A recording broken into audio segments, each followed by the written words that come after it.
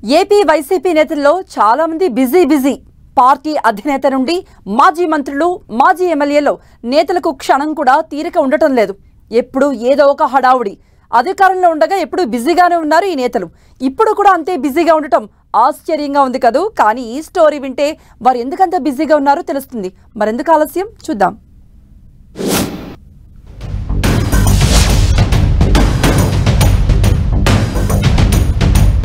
బాబు బాగా బిజీ. ఇదేదో Telugu cinema title అనుకుంటున్నారు కదా? నిజమే. ఇప్పుడు ఈ సినీ టైటిల్ ను వైసీపీ కార్యకర్తలు పదే పదే గుర్తుకు తెచ్చుకుంటున్నారు. పార్టీలో ముఖ్య నేతలు, ప్రధానమైన పదవుల్లో కీలకంగా వ్యవహరించిన వారు ఇప్పుడు ఫుల్ బిజీగా మారిపోయారు. గతంలో అధికారంలో ఉండగా బిజీగా గడిపిన వారు ఇప్పుడు కేసులు, కోర్టులు అంటూ తీరిక లేకుండా గడపడమే టాక్ ఆఫ్ ది ఏపీగా మారింది. మాజీ సీఎం జగన్ తో పాటు పార్టీలోనూ ప్రభుత్వంలోనూ నెంబర్ 2గా చక్రం తిప్పిన సజ్జల రామకృష్ణారెడ్డి, మాజీ మంత్రులు కొడాలి నాని, జోగి రమేష్, మాజీ ఎమ్మెల్యేలు వల్లభనేని వంశీ, ఆళ్ల రామకృష్ణారెడ్డి, ద్వారంపూడి చంద్రశేఖర్ రెడ్డి, పార్టీ నేతలు దేవినేని అవినాష్, లేళ్ల అప్పిరెడ్డి, ఇలా చెప్పుకుంటూ పోతే కేసులు ఎదుర్కొంటున్న నేతల సంఖ్య చాంతాడులా చాలా పెద్దగానే ఉంది.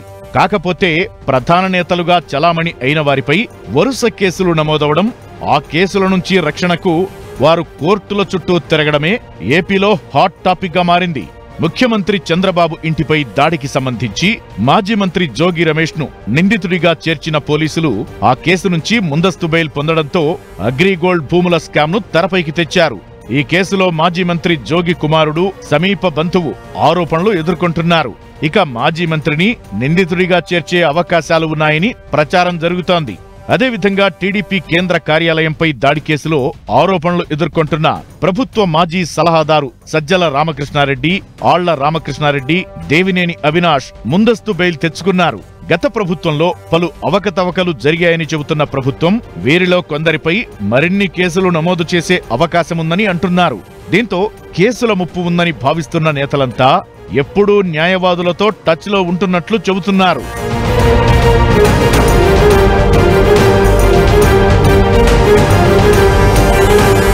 కూటమి ప్రభుత్వం బాధ్యతలు స్వీకరించిన నుంచే గతంలో చోటు చేసుకున్న పలు సంఘటనలపై దృష్టి పెట్టింది. అప్పట్లో కేసులు నమోదు చేయనివి, కేసులు పెట్టినా యాక్షన్ తీసుకుని వాటిని తెరపైకి తేవడంతో వైసీపీ ముఖ్య నేతలు టెన్షన్ పడుతున్నారు. ఇలాంటి కేసుల్లో మాజీ సీఎం జగన్ పై నమోదు చేసిన కేసు ఒకటి.